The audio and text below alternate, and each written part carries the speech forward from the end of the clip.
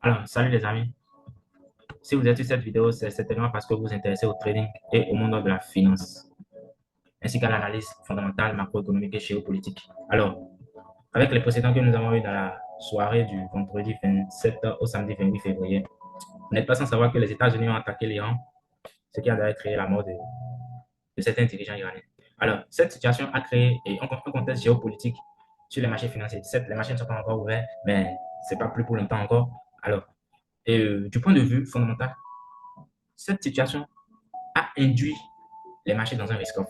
Alors, quand on parle de risk-off, vous voyez déjà sur mon écran, quand on parle de risk-off, c'est quoi? Risk-off, c'est quand les investisseurs fuient, partent chercher du refuge lorsqu'il y a une situation géopolitique, lorsqu'il y a une situation de panique qui impacte leurs investissements. Alors, j'entends pas situation de panique. C'est une situation où tout peut se casser la figure à n'importe quel moment. Que ce soit le Bitcoin, les actifs de risk on, les actifs d'investissement hedge peut se casser la figure, comme le AUD, le NZD, et ça peut faire gâter beaucoup d'argent. Donc, qu'est-ce que les investisseurs font en moment de risk on, en moment de panique? Le moment de risk on est plus symbolisé comme moment de panique. Et ça survient quand il y a une situation géopolitique, il y a une situation mondiale comme une crise financière, euh, la crise de 2008 et le Covid en 2020 et tout. Tout ça, ce sont des situations de risque. Quand il y a un événement, une news qui impacte le monde, ça impacte les marchés. Et en ce moment, la peur fait que les investissements quittent les actifs risk-on vers les actifs risk-off. Alors, vous vous demandez certainement, quels sont les actifs risk-on? Voilà, c'est là, en moment de risk-on, nous avons les actifs risk-on tels que le AUD, le NZ et le BTC qui prennent de la valeur. Il y a aussi le CAD, il y a aussi le CAD ici qui prennent de la valeur. Et en moment de risk-off, nous avons le CHF, le JPY, le Gold et l'USD qui est lui à la fois risk-off et risk-on qui prennent de la valeur. Donc, actuellement, nous sommes au moment de risque off. Donc, vous savez déjà quoi trader, vous savez déjà quoi vendre, quoi acheter. Quand nous disons qu'à un moment de risque off, nous avons le AUD qui perd de la valeur, le NZD qui perd de la valeur, le CAD qui perd de la valeur, le BTC qui perd de la valeur. Cela voudra dire que vous devez vendre le AUD, le NZD, le CAD et le BTC. Maintenant, dans cette situation actuelle de guerre entre l'Iran et les USA, le BTC peut ne pas perdre de la valeur. Pourquoi? Parce que quand on parle de risque off, ça ne veut pas forcément dire que le BTC va prendre de la valeur. Le BTC va perdre de la valeur automatiquement. Le BTC peut stagner, peut consolider, ou peut perdre de la valeur lentement, ou peut perdre de la valeur brusquement. Tout dépend de la situation et tout dépend du contexte géopolitique. Alors, quand nous prenons le cas des pays qui vont prendre de la valeur à un moment de risque on, à un moment de risque off, pardon, nous avons l'USD. L'USD, lui, il a deux visages. Et à un moment de risque off, il peut être une paire refuge ou il peut être une paire où tout le monde quitte. Vous voyez, une paire refuge, c'est une paire qui procure de la sécurité, une paire vers laquelle, une devise vers laquelle tout le monde cherche du refuge, en fait. Vous voyez. Le JPY est connu comme monnaie refuge, le CHF, monnaie refuge, gold, matière première refuge, classique.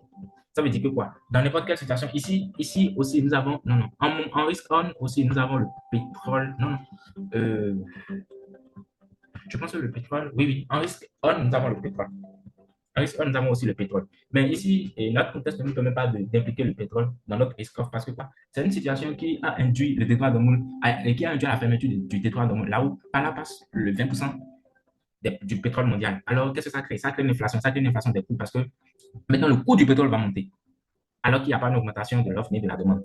Le coût explose comme ça. Donc, pour gérer l'inflation par coût, la Banque centrale est obligée de maintenir les taux, ne pas du tout faire du dovish, mais plutôt maintenir les taux ou augmenter les taux pour réduire la consommation en première position, pour réduire la consommation, pour limiter l'inflation aussi.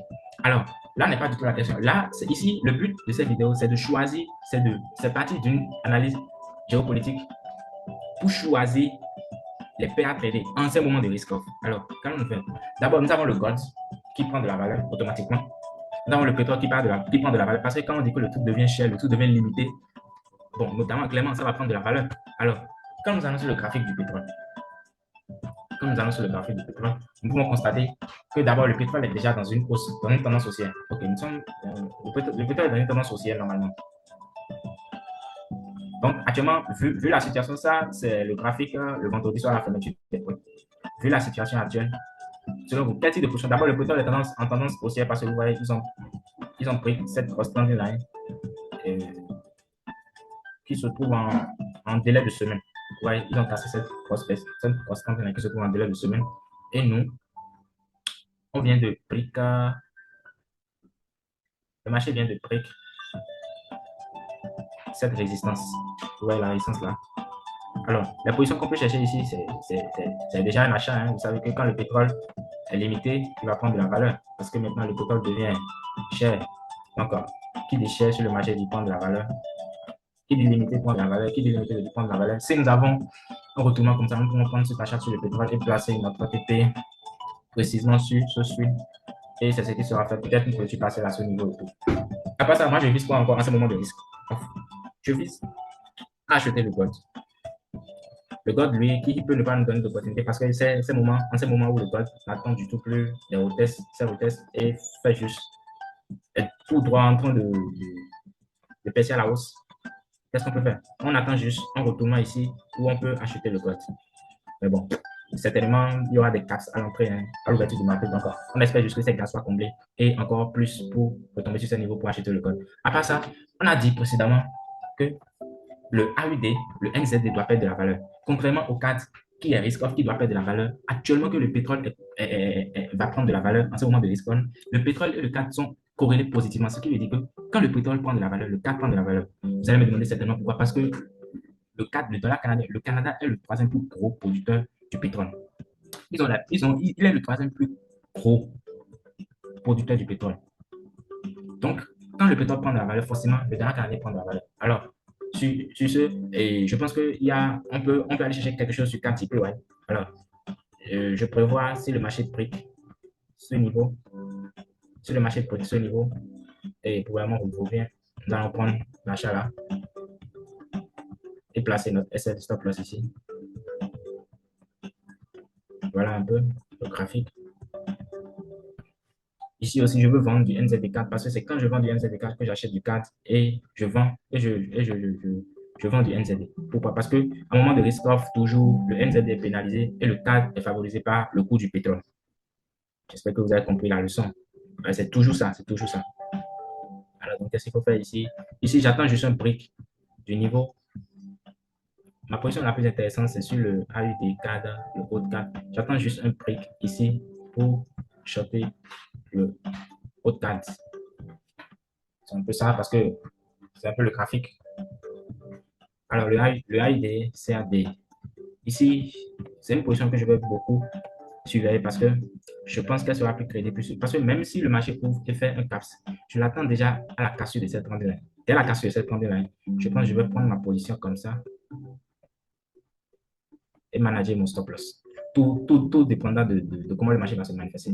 En gros, je vise à vendre du haut de CAD, à vendre du NZD4, à acheter du CAD du PY, à acheter de l'or et voilà quoi, acheter du pétrole si le pétrole aussi revient. Donc, c'est un peu ma vision sur les marchés sur cette semaine. La semaine, elle sera vraiment brutale, surtout dès l'ouverture.